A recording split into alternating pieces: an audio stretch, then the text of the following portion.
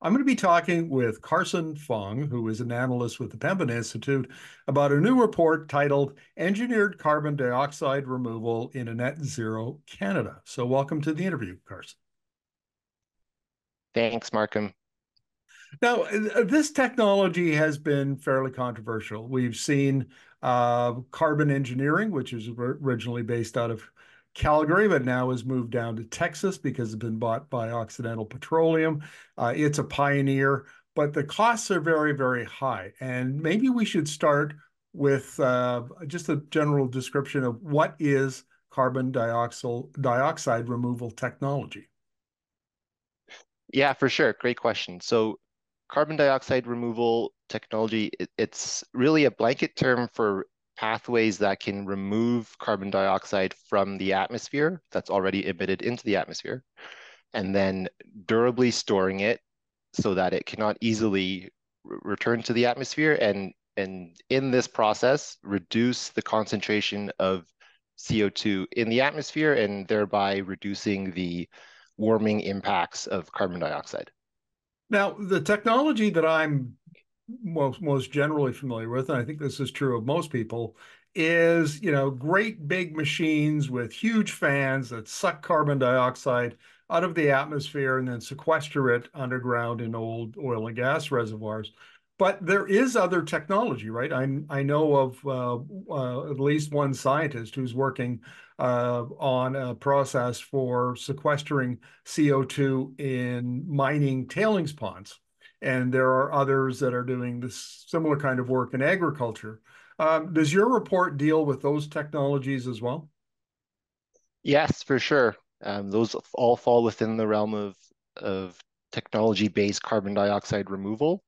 To your point, there are ways of capturing CO2 into a solid through mineralization. And so that's reacting alkaline material with CO2 in the air, with the mine tailings that you speak of. There are other methods like ocean-based methods, ocean alkalinity enhancement, where you are changing the pH of ocean water so that it can absorb more CO2 from the atmosphere over more than what it's naturally doing already. And there's also bioenergy carbon capture systems, which take plants and organic material that have carbon within them already, and then turning that into energy while capturing the CO2 from that energy creating process. Well, your report makes the point that we need clear regulations to reduce investment uncertainty. And one of those regulations is Canada's carbon pricing system. How much does it cost per ton currently to take carbon dioxide out of the air and sequester it? It varies a lot by the technology and even the time frame that we wrote the first version of that report last year, and at that point, um, I think the prices would be different from what we look at today when you look at the market. But a rough ballpark would be several hundreds of dollars per ton to do carbon removal.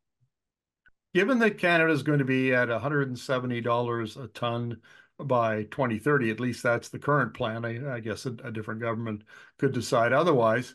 Are we getting close to um, having a carbon price that supports this technology by, say, the early to mid 2030s? I think we'll certainly be along the way, and I think that's why development and research and iterative learning today is so important to bring these technologies to get them ready for the next few decades. We know they're expensive today. A lot of them are new. We haven't seen them at full scale yet, and so that's why these early pilot projects, iterative learning again, like I said, and continued research and development are so crucial to progress along these cost curves and drive down costs so that we can hopefully get to more reasonable costs per ton and deploy these technologies at scale. What are some of the regulations that are either in place or needed to support this technology during this phase of its development? Yeah, a lot of the focus, rightfully so, is on how to properly measure, report, and verify that these carbon removals are actually taking place. I think that is it's the market sees it as a crucial part of the building confidence and integrity that what these carbon dioxide removal credits are trying to purchase are indeed happening physically in the environment. And so a lot of work happening right now in ensuring that there's clear definitions and standards, high standards on how to recognize and measure the CDR that is happening place. Um, What about the sequestering part of this process? Because Alberta, for example, I think has the most well-developed uh, carbon capture and storage, regulatory environment in Canada. Other provinces aren't even close.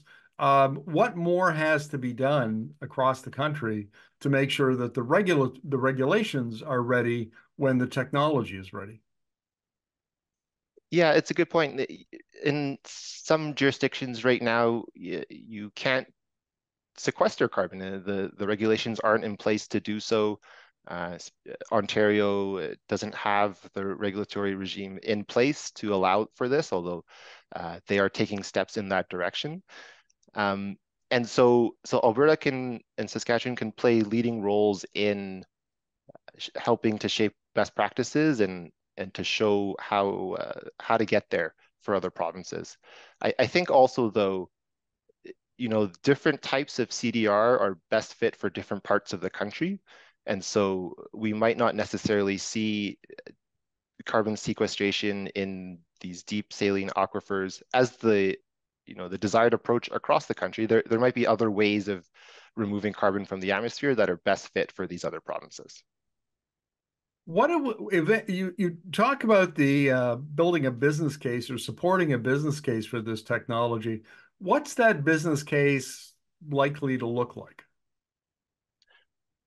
Well, there's perhaps two different ways of looking at it. One is, and what we're seeing in the immediate for organizations with sustainability goals, is that CDR can play a role in their net zero targets and their sustainability targets, in that for industries, particularly with hard to abate or emissions, these are emissions that while organizations should be doing everything they can to directly reduce their emissions from their operations and their impact.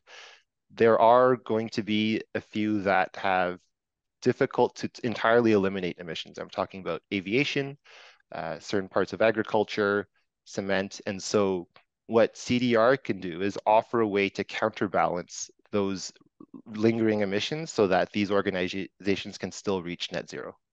So if I'm running an airline like WestJet or Air Canada, and it's going to be a long time until there is low emission fuel available so that I can reduce emissions.